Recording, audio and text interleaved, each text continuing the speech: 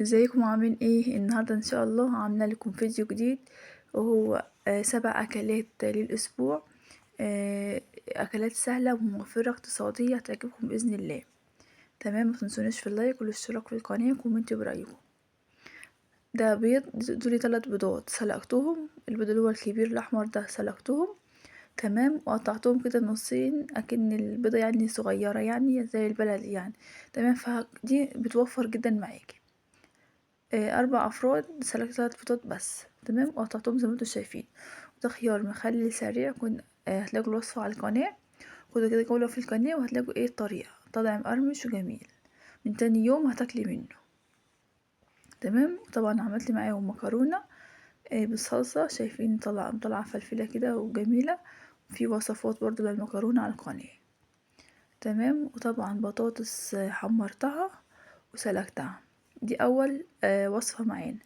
تعالوا تاني يوم عملت كان عندي قولوا معايا. كان عندي كبد وجوانص من بتاعة الفراخ، 2 قناصة و2 فراخ، والاتنين اللي هي ايه ال- القلب بتاعها. تمام. فقلت اعمل اكلة اقتصادية وموفرة وكمان مشبعة جدا. فعملت الرز بالخلطة مع الكبد والقوانص. تمام، زي ما انتوا شايفين. ده كان تاني يوم. كانت أكلة مشبعة جدا. هتعملي معاها بطاطس محمرة، هتعملي معاها سلطة لو عندك بتنجان بالدقة. تمام. ومخلل بألف هنا. تمام. دي أكلة اقتصادية وجميلة جدا. ممكن بدل لو مش عاوزة رز ممكن تعملي تاكل لسان عصفور بالكبد والجوانص برضو. تمام. واليوم هيمشي بألف هنا. تمام. وده كان غدا تاني يوم، بطاطس محمرة مع الرز في الخلطة بالكبد والقوانص. وكمان هتعملي معاها طبق سلطة وطبق مخلل وطبق بتنجان. تمام. وبألف هنا. طبعا واحد قال ايه، نعمل كده كوباية شاي مع بعض نبلع الأكلة يعني وكده. تمام. لو وصلتي معايا علينا متنسيش اللايك والاشتراك في القناة، واعملي مشاركة للفيديو عشان أصحابك وحبايبك هما كمان يستفادوا. تمام كده. يجي على اليوم اللي بعديه، كان فاضل عندي رز من الخلطة. تمام. قلت بدل ما ارميه ولا كده، هينفع تاني يوم، اللي هو ده تالت يوم، تالت اكلة معانا. عملت سمك مقلي مع الرز اللي باقي من الرز الخلطة. تمام. بقى رز من الخلطة بقى الطبق زي ما انتوا شايفين كده، بسم الله ما شاء الله. وعملت معاه سمكتين مقليين، والسمك كان كبير فقطعته ايه نصين زي ما انتوا شايفين كده وقليته. تمام. والسلطة طبعا بألف هنا.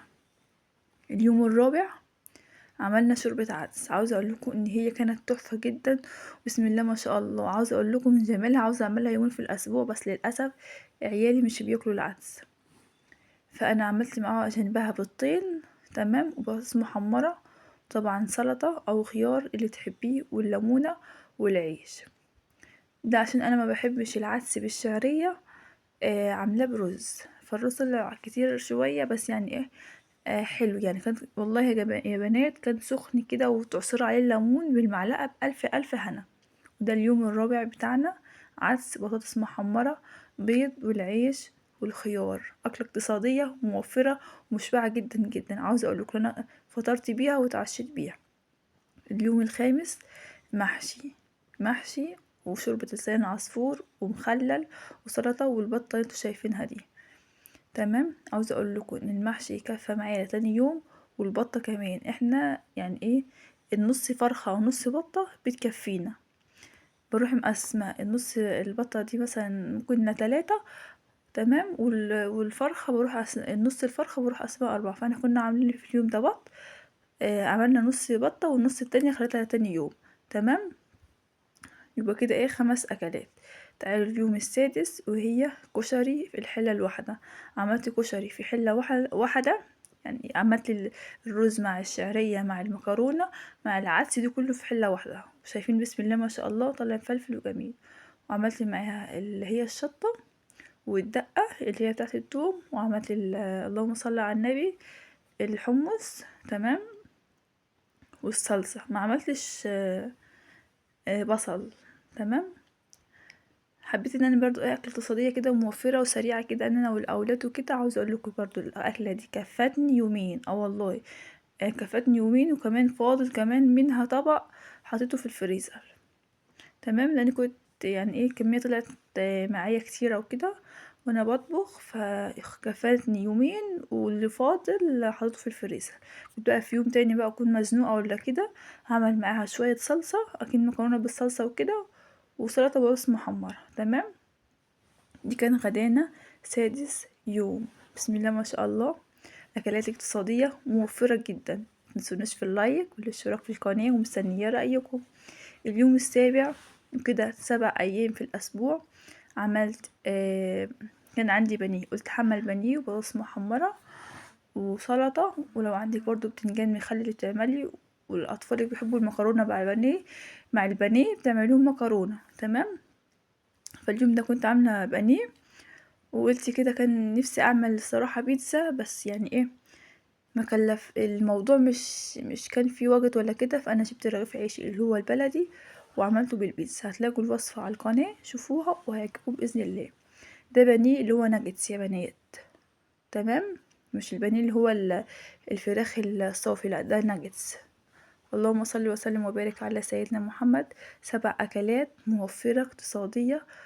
الفيديو يعجبكم بإذن الله، متنسونيش في اللايك والاشتراك في القناة، ومستنية رأيكم. لو أول مرة تشوفيني يسعدني ويشرفني طبعا تشتركي في قناتي.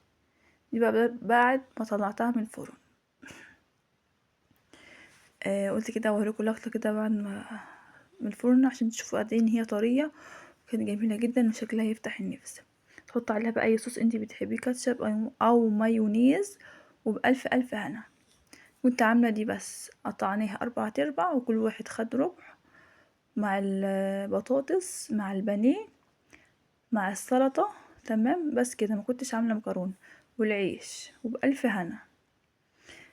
أكلات اقتصادية موفرة جدا ومشبعة كمان.